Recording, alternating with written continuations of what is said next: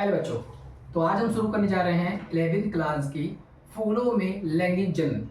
तो फूलों में लैंगिक जनन शुरू करने से पहले हम जान लेते हैं कि फूल की संरचना होती कैसी है, क्योंकि जब तक हम फूल की संरचना नहीं पढ़ेंगे हमें पता ही नहीं चलेगा कि फ्लावर रिप्रोडक्शन होता क्या है या फूलों में लैंगिक जनन होता कैसे है। तो इसको जानने के लिए हमें बहुत जरूरी है फूलों के पार्ट के बारे में जानना, उनके अंगों के बारे में जानना। तो देखते हैं उनके अंग कौन कौन से हैं। देखिए, ये कुछ संरचना है जो मैंने फूलों की बनाई हुई है। तो इस फूल में हम देखते हैं कौन कौन से अंग होते हैं।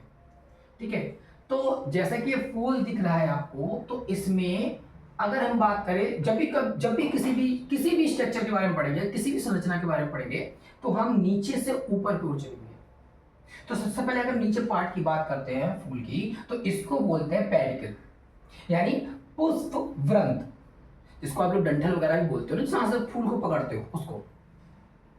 इसके बाद में अगला पार्ट आता है थैलेमस, जिसको बोलते हैं पुष्पासन। अर्थ समझिए, पुष्प का आसन मतलब जहां पे फूल के जितने भी पार्ट हैं वो आकर के उस पर रुक सके, रख सके, तो उसको बोलते हैं पुष्प आसन, उस पर बैठ सके, तो इसको बोलेंगे पुष्पासन। अब पुष्पासन के बाद में आपको देखने को मिलेगा एक हरे कलर का बृहदल पुंज। बृहदल पुंज मतलब होता है बाहरी, और दल मतलब होता है एक साथ, एकजुट में।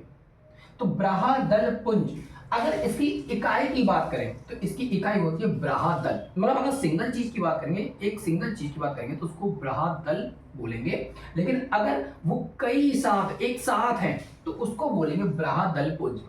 जैसे कि आपने फूल में देखा होगा कि फूलों के आसपास ग्रीन कलर की कुछ बृहदल पुंज देखने को मिलती हैं, उसकी एक इकाई को बृहदल कहा जाता है। आगे आते हैं, इसके बाद आपको कुछ कलर यानी रंग वाले ऐसी पंखुड़ियां देखने को मिलेंगी, जिसमें आप देख सकते हैं कि या तो एक जुट में होंगी। अगर हम एक जुट की बात करते हैं, मतलब एक साथ की बात करते हैं, तो उसको बोलते हैं दलपुंज। क्या बोलते हैं? दलपुंज।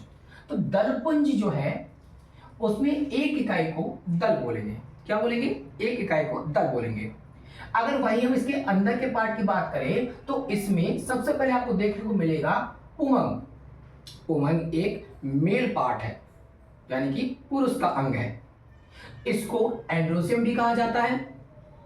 अगर हम अगले पार्ट की बात करें जिसका नाम है जायांग, जायांग मतलब गायनोसियम। गायनोसियम एक स्त्री का पार्ट है। अगर हम बात करें कि इसके सिंबल की, तो मेल का सिंबल कुछ इस तरीके से, यानी मेल के ऊपर एक कैप लगी होती है, कैप लगी होती है जिसे हम पहचान सकते हैं ये मेल है, और ये फीमेल का स्ट्रक्चर है। ठीक है, ये फीमेल स्ट्रक्चर सिंबल है। अब आगे बात करते हैं। तो यहां तक तो ये बात हमने समझ ली। अब हम ये बात करते हैं कैसे पुमंग बना, मतलब किन चीज से मिलकर के पुमंग बना। देखो, पुमंग एक्चुअली में स्टैमेंट यानी पुंकेसर भी कहा जाता है। तो पुंकेसर दो चीज से मिलकर बना, एंथर और फिलामेंट। एंथर को परागकोश कहते हैं और फिलामेंट को तंतु कहते हैं।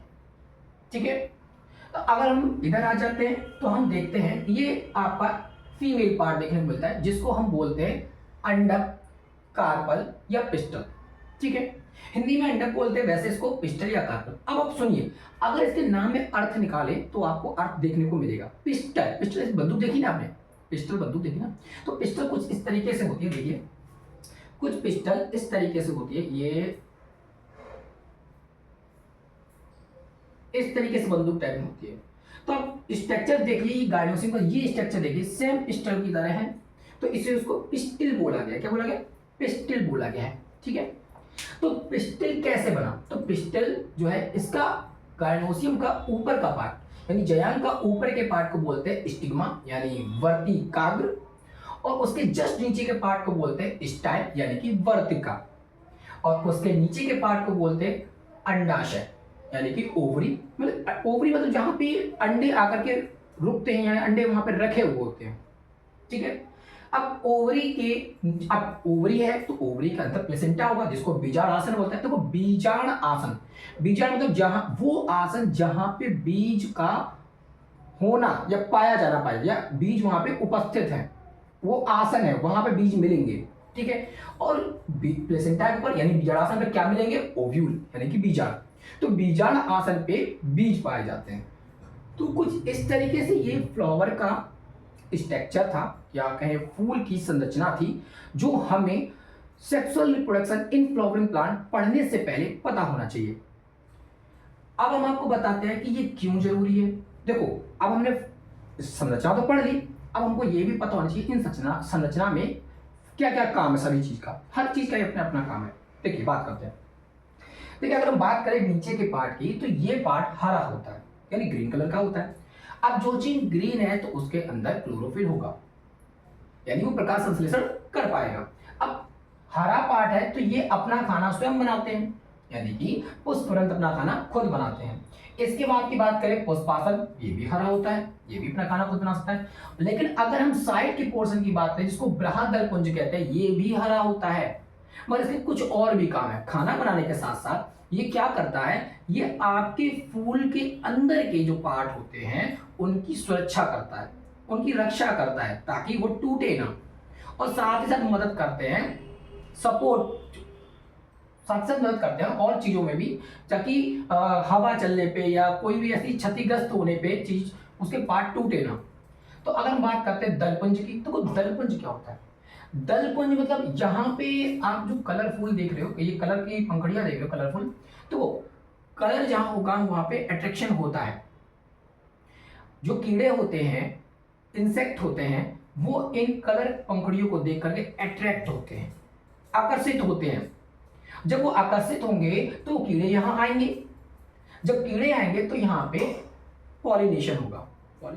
अगर हम वही बात करें आपके दो पार्ट उमंग और जायंत, ये दोनों आपके सेक्सुअल रिप्रोडक्शन में मदद करते हैं, ठीक है ना। तो इस सेक्सुअल रिप्रोडक्शन के दो ही है, एंड्रोसियम और आपका गायनोसियम, दोनों मिलकर के सेक्सुअल रिप्रोडक्शन को सफल बनाते हैं।